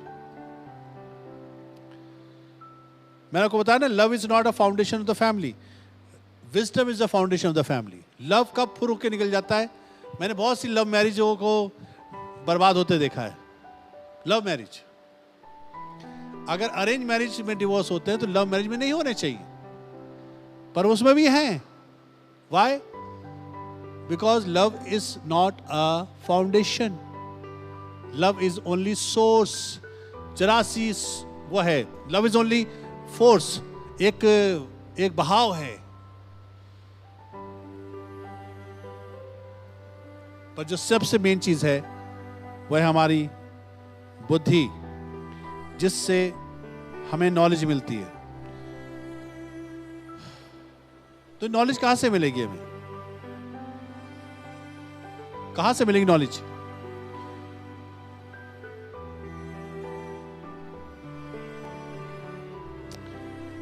Knowledge will not you can get from the books. कई सी किताबें होती है ना, how to fix up your marriage, ऐसी किताबें छपती हैं। आप ले आइए किताब, पढ़ो, गारंटी नहीं है। ना रिश्तेदार आपको जो सलाह देते हैं, अब ऐसा करियो, तुम ऐसा ऐसा करते, अब तो ऐसा करियो, इससे भी आपके घर नहीं बचने वाला। ना आपका बेस्ट फ्रेंड आपको सलाह दे पाएगा, ना कुछ शख्स, ना कोई माँ बाप, ना रिश्तेदार। एक ही शख्स है जो आपकी मैरिज को कंप्लीट कर सकता है या फैमिली को बना सकता है, और वह है मैन्युफैक्चरर, जिसने आपको बनाया है। दैट्स इट, और कोई नहीं है इसके अलावा। खुदा के अलावा कोई नहीं है जो आपको, आपके परिवार को स्थापित कर सके, क्योंकि हमारा बाप है जिसने हमें बनाया है, और वही है जो हमें बताएगा कि हम हैं कौन। पहला कुरिन्थियों 14 उसकी 34, 35, 36 आयत पढ़ेंगे। 1 Corinthians 14 chapter 34th and 5th and 6th verse। पहला कुरिन्थियों 14 अध्याय 34 से लेकर 36 तक पढ़ेंगे, और बड़े गौर से सुनेंगे क्या लिखा है वहां पर। लिखा, स्त्रियां कलीसिया की सभा में चुप रहें। इसको गलत ट्रांसलेशन भी लोगों ने किया हुआ है, पर आगे मैं चाहता हूं पढ़ें इसको। हाँ, क्योंकि उन्हें बातें करने की अनुमति नहीं, परंतु उनको अधीन रहने की आज्ञा है, जैसे व्यवस्था में लिखा भी है। अगर वो कुछ सीखना चाहे, किससे पूछे? अपने अपने पति से। तो पतियों को तो वर्ड ऑफ गॉड आना चाहिए ना, इसका मतलब। पूछ रहे किससे? अपने अपने पतियों से। सिस्टम ये है। पर अक्सर क्या होता है, औरत कहती तुमसे ज्यादा वर्ड ऑफ गॉड पता है मुझे, 5 दफा बाइबल पढ़ ली है, तुम्हें तो ये नहीं पता याकूब कहां पर है, तुम तो ओल्ड टेस्टामेंट ढूंढ रहे थे, याकूब तो न्यू टेस्टामेंट में है।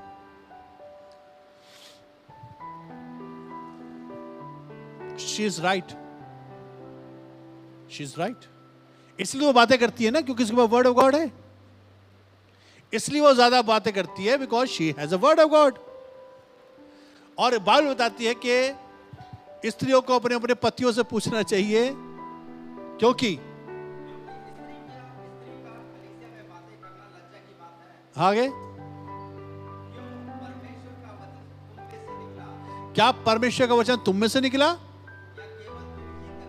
कि केवल तुम ही तक पहुंचा है? वर्ड ऑफ गॉड कहां से निकला? आदम में से निकला था वर्ड ऑफ गॉड। और बात बताती है, क्या तुम्हारे अंदर से वचन निकला? No, you have to listen to your husband, क्योंकि वर्ड ऑफ गॉड वहां से आना चाहिए। जो भी इसको डिसफंक्शन करता है, गड़बड़ करता है।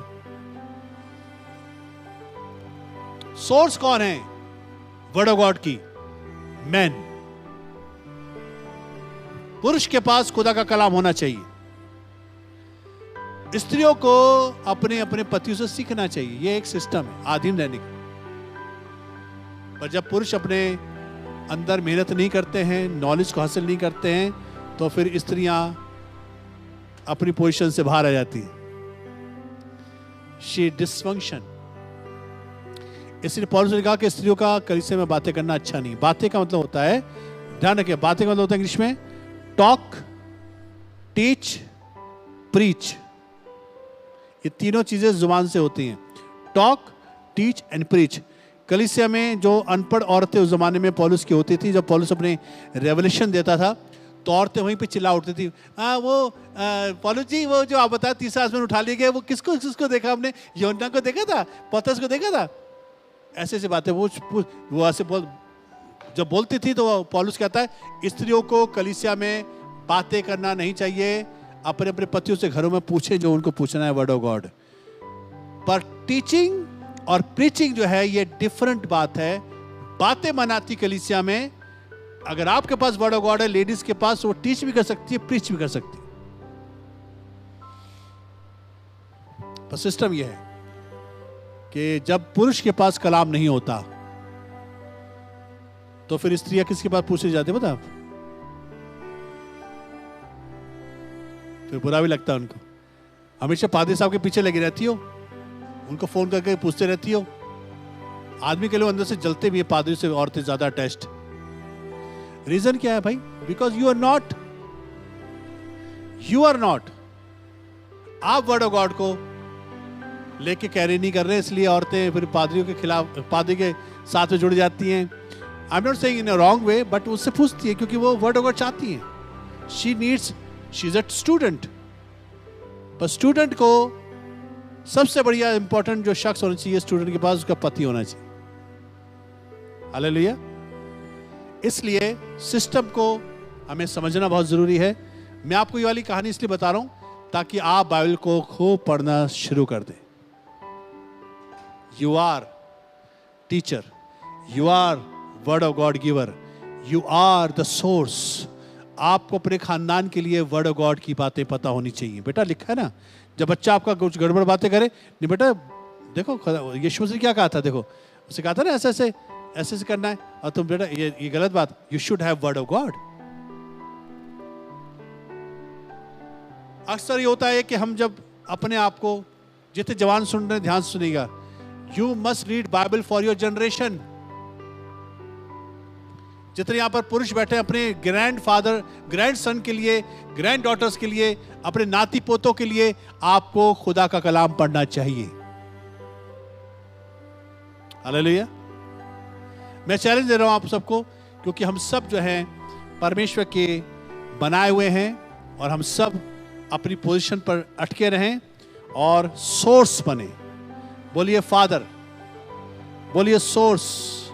मैं ऐसा करूंगा कि मैं अंत के दिनों में मेरे आने से पहले पिता के मन को बच्चों की तरफ और बच्चों के मन को पिता की तरफ फेर दूंगा।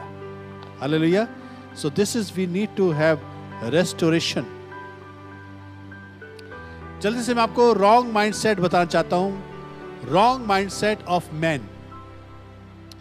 जब आप इस सिस्टम को नहीं फॉलो करते, बड़े गौर सुनेगा, जो सिस्टम मैंने आपको सुबह से अभी तक बताया ना, जो सिस्टम बताया कि 5 चीजें, प्रेजेंस ऑफ गॉड, काम, कल्टीवेट करना, गार्ड करना और वर्ड ऑफ गॉड, जब आप नहीं रखते हो तो आप डिसफंक्शन करते हैं। मैन डिसफंक्शन बिकॉज वो माइंड उसका रॉन्ग माइंड सेट हो जाता है। जैसे फॉर एग्जाम्पल वो औरत को पैर की जूती मान के चलता है। फिर कई लोग औरतें नहीं कहती हैं तुमने तो मुझे पैर की जूती बना रखा है।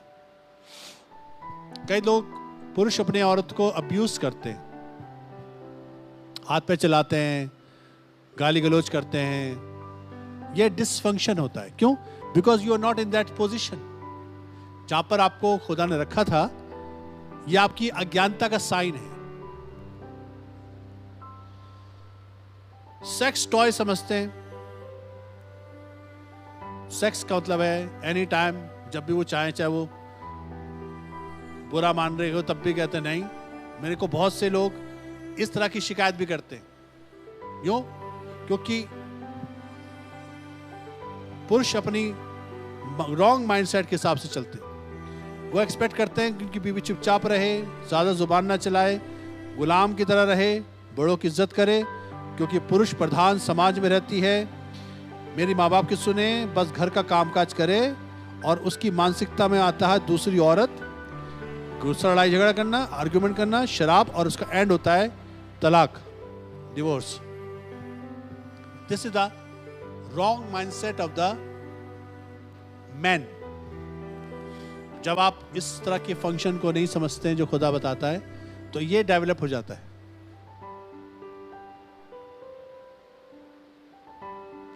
और आजकल तो आदमी चाहता है किसी तरीके से बाहर जो मर्जी करे और उसको टोका टाकी भी ना करे। ये दुनियावी लोगों की मैं बात कर रहा हूं, पर खुदा चाहता है मैं और आप जो है अपने फंक्शन को समझे। ओके, माइंडसेट ऑफ विमेन, जब वो अपने सिस्टम को नहीं समझती जो खुदा ने उसके लिए बनाया है, तो उसका भी क्या सिस्टम हो जाता है सुनिए। वो उसके दिमाग में रहता है मैं आदमी से कम नहीं हूं, मुझे भी बराबरी का दर्जा चाहिए, मैं किसी से कम नहीं हूं, मैं मजा चखाना जानती हूं। बड़ी खतरनाक हो जाता है ऐसी स्थिति में। औरत हमेशा से खुदा जैसा बनना चाहती थी, तभी फल खाया था उसने। शैतान ने क्या उसको दिया था? प्रलोभन, जिस दिन ये फल तुम खाओगे खुदा जैसे हो जाओगे। जबकि वो खुदा जैसी थी ऑलरेडी, वो खुदा जैसी बनना चाहते थे। आदमी के साथ बराबर का दर्जा, कहती है मुझे कंट्रोल करना आता है, और अपनी सास के लिए कहती बुढ़िया को तो मैं यूं कब्जे में कर लूंगी। मुझे आदमी को सेट करना आता है, मुझे आता है कि मैं अपने आंसू से कैसे बेवकूफ बना सकूं। इमोशनल अत्याचार, इस तरह की मानसिकता उसको कहां पहुंचाती है? दूसरे आदमी की तरफ। लड़ाई झगड़े, आर्गुमेंट, विरोध, डिसरिस्पेक्ट एंड देन डिवोर्स।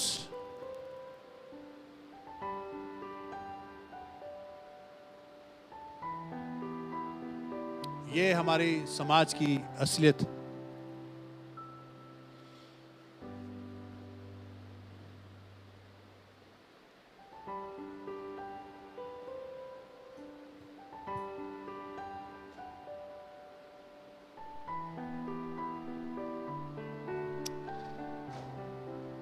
इसको एंड अप करूंगा, मैं वाइंड अप करूंगा इस थॉट के साथ। आदम, तुझे मदद की जरूरत है। You need help. मुझे मालूम है ये जो शब्द आप सुन रहे हैं, काश की मैंने कई लोगों को इनवाइट किया था जिनकी फैमिली प्रॉब्लम्स हैं, और मैं चाहता था कि ये वाला संदेश वो सुने, पर वो नहीं आए। काश की वो आ जाते। ये मेरी फीलिंग है, क्योंकि हर इंसान को मदद की जरूरत है। कोई इंसान यहां परफेक्ट पैदा नहीं हुआ, मुझे मिला के। हर इंसान गलती करता है और उसको सुधारने का मौका मिलना भी चाहिए। पर प्रॉब्लम ये होती है कि मैं और आप जब मदद नहीं लेना चाहते और हम सोचते हैं कि हम सही हैं, वहीं पर हम सबसे गलत होते हैं, और ऐसे वक्त का शैतान इस्तेमाल करता है। इसलिए परिवार टूट जाते हैं, डिवोर्स हो जाते हैं, रिश्ते खराब हो जाते हैं, because we don't want help. हमें हेल्प नहीं चाहिए। हम सोच रहे हैं हमें सब पता है। ये थॉट ही शैतान की तरफ से होता है। इसलिए आदम, अगर गलती हो भी गई है, घबराओ मत, यू नीड हेल्प।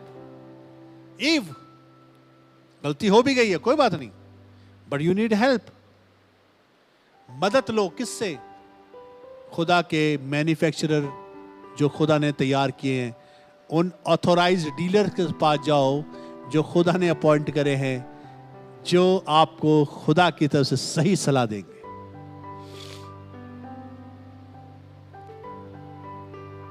ओके, आखिर में बता के खत्म करूंगा आखिर सेशन को।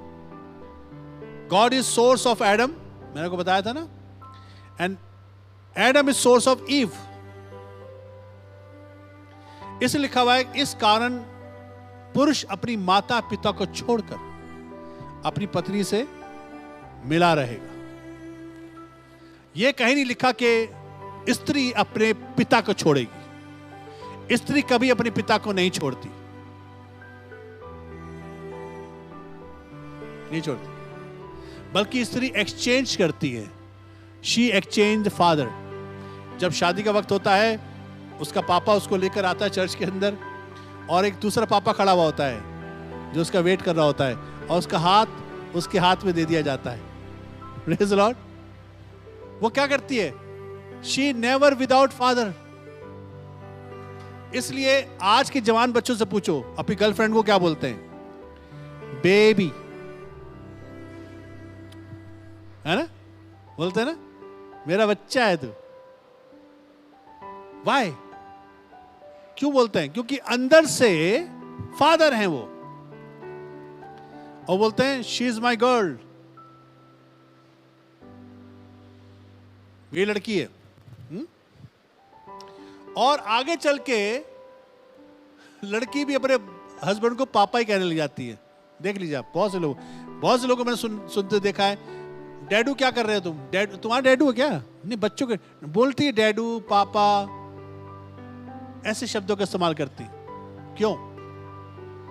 क्योंकि वो अपने पापा को अपने आदमी में देखती हैं। This is the reality. So we need to become father. इसमें मैंने आपको बताया था ना, माता पिता का मन बच्चों की तरफ मोड़ेगा। इसमें आपकी बीवी भी है स्मॉल, इसमें इस कैटेगरी में। Father will be towards the children and the children towards father। ये रीयूनियन का मैसेज मुझे और आपको एक्सप्लोर करना है, और तक पहुंचाना है, और खुद इसका हिस्सा बनना है कि हमें और आपको सोर्स बनकर अपने खानदान के लिए आशीष का कारण बनना है।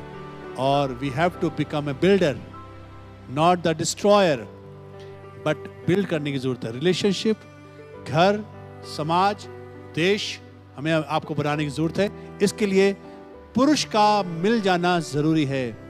पुरुष खोया हुआ है और पुरुष अपनी पोजीशन पे नहीं है, और खुदा उस पुरुष को ढूंढ रहा है जो वापस अपने पोजीशन पर स्टैंड हो जाए, ताकि वहां से खुदा के काम को और अपने सोर्स के वसीले से अपने रिसोर्स को स्टैब्लिश कर सके, ब्लेस कर सके। आइए हम लोग दुआ करेंगे। Let's pray. हालेलुया। प्यारे खुदावंद, हम तेरे शुक्रगुजार हैं, तूने हमें शिक्षा दी है कि पुरुषों को सोर्स तूने बनाया है, ताकि खुदावंद वो रिसोर्स को ब्लेस कर सके।